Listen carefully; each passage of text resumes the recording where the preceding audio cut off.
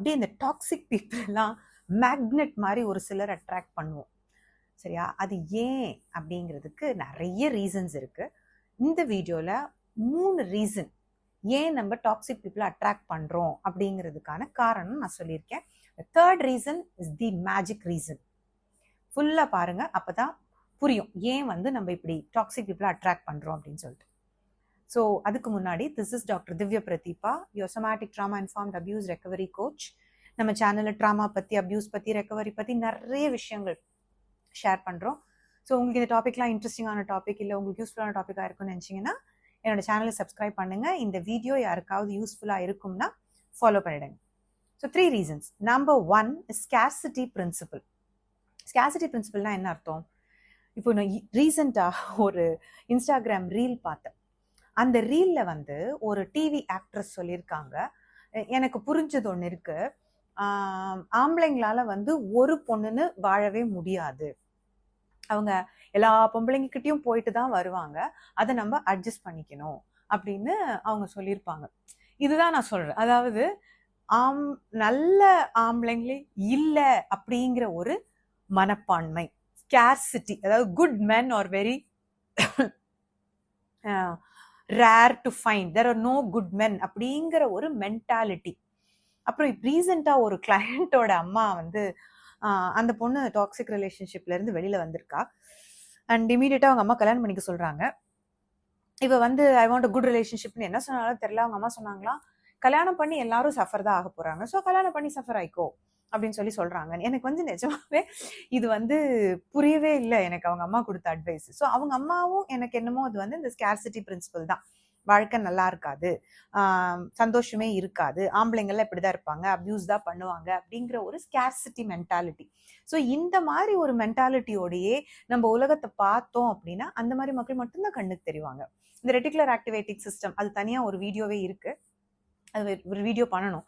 So reticular activating சிஸ்டம்ங்கிறது நமக்கு என்ன வேணுமோ அதை நமக்கு காட்டும். அது எதை காட்டும், நமக்கு என்ன வேணும்னு அதை எப்படி டிசைட் பண்ணும் அப்படின்னா, நம்ம எப்படி திங்க் பண்றோம், நம்ம எதுல இம்பார்ட்டன்ஸ், நம்ம கவனத்தை செலுத்துறோம் அப்படிங்கிறத பொறுத்து தான் அது it will show you evidence in support of what you think and what you concentrate.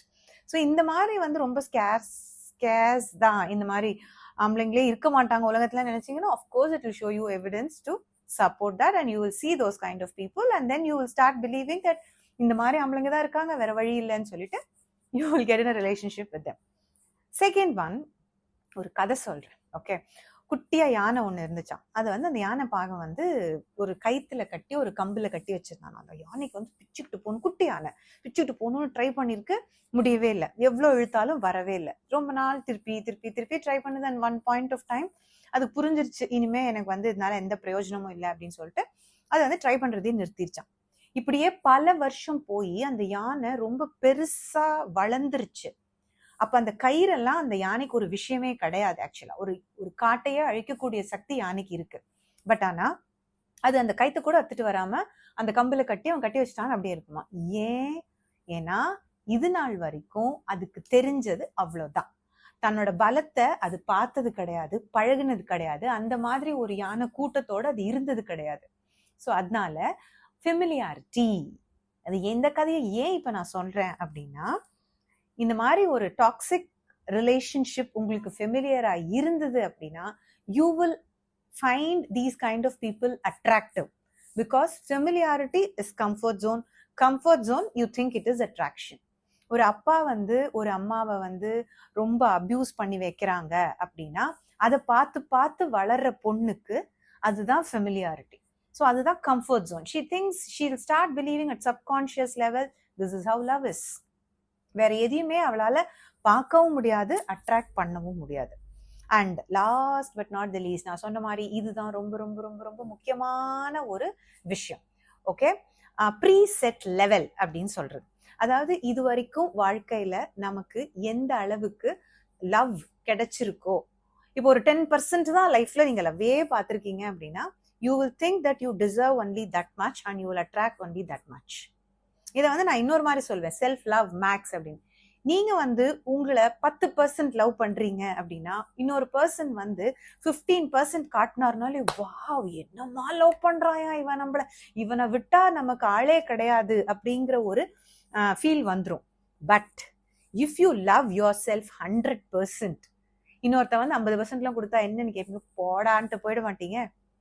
Self லவ்னா என்ன அதை முதல்ல தெரிஞ்சுக்கணும். நீங்க செல்ஃப் லவ்னா இந்த ஸ்பாக்கு போறது, இஷ்டத்துக்கு போய் காசு செலவு பண்றதுக்கு பேர் செல்ஃப் லவ் கிடையாது. செல்ஃப் லவ்னா உங்களுக்கு மனசுல வருத்தமா இருந்தது அப்படின்னா, ஒரு காரியத்தை செய்ய வேண்டாம்னு நினைச்சீங்கன்னா செய்யக்கூடாது. ஒரு இடத்துல இருக்க பிடிக்கலன்னு இருந்தா இருக்கக்கூடாது. If you want to say no, you have to say no. If you want to say yes, you have to say yes. இங்க என்ன சொல்லுது, ஜெஸ்ஸி சொல்லுதா, அதை கேட்கணும். அதுதான் செல்ஃப் லவ். ஸோ அப்படி நீங்க உங்களை லவ் பண்ணாம உங்க எமோஷன்ஸை கண்ட்ரோல் பண்ணி எஸ் சொல்ல வேண்டியது, நோ சொல்ல வேண்டியது எஸ் சொன்னா, அந்த அளவுக்கு தான் லவ் உங்க மேல நீங்க வைக்கிறீங்கன்னா, இன்னொரு பர்சன் வர்ற பர்சனும் நீங்க உங்களோட எமோஷனை மதிக்க மாட்டாங்க, உங்களோட நோவை மதிக்க மாட்டாங்க, உங்க எஸ் மதிக்க மாட்டாங்க, உங்க வாண்ட்ஸை மதிக்க மாட்டாங்க. So if you think, if you have scarcity principle, that's what is going to happen. If you love yourself very, very low, you think you don't deserve good love, then it's not going to happen. And familiarity. சின்ன வயசுல childhood drama இருந்திருந்ததுன்னா, சைல்ட்ஹுட்ல சில experiences இருந்ததுன்னா, அதே மாதிரி தான் adult லைஃப்லயும் you will attract a relationship with toxic characteristics.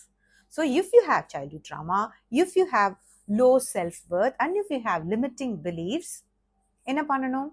You should book an one-to-one call with Dr. Divya Prathipa, your somatic trauma informed abuse recovery coach. நான் என்ன பண்ணுவேன்னா, உங்களோட செல்ஃப் வர்த்தை இன்க்ரீஸ் பண்ணி, உங்களோட லிமிட்டிங் பிலீவ்ஸ் எல்லாம் எடுத்துட்டு, உங்க சைல்ட்ஹுட் woundலாம் ஹீல் பண்ணி, so that you become a healthy person to attract the healthy guy in your life. நீங்க மாறினா உங்களை சுத்தி இருக்கிற எல்லாமே மாறிடும். விஷயம் அவ்வளவு simple. Okay, so coming to the end of the video. இதனால தான் நம்ம டாக்ஸிக் பீப்புள் அட்ராக்ட் பண்றோம். இது சரி பண்ணாம இது வந்து மாறுறதுக்கு வாய்ப்பே இல்லை. ஸோ இன்னொரு வீடியோல இன்னும் இன்ட்ரெஸ்டிங்கான டாபிக்கோட உங்களை பார்க்குற வரைக்கும், this is doctor Divya Prathiba signing off. See you tomorrow. Bye bye.